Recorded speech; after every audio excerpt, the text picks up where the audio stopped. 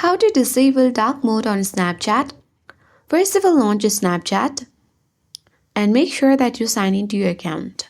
When you proceed by tapping profile at top left to your profile feed, you can see that dark mode has been enabled. To disable this feature, select the gear icon at top right corner. Now in the setting panel, you need to scroll down and locate the option of app appearance. So here we got the option, select that, and it has been set to always dark. Simply you can choose any one of the option instead of always dark. So let's tap match system. Tap restart now and you can easily proceed to your profile.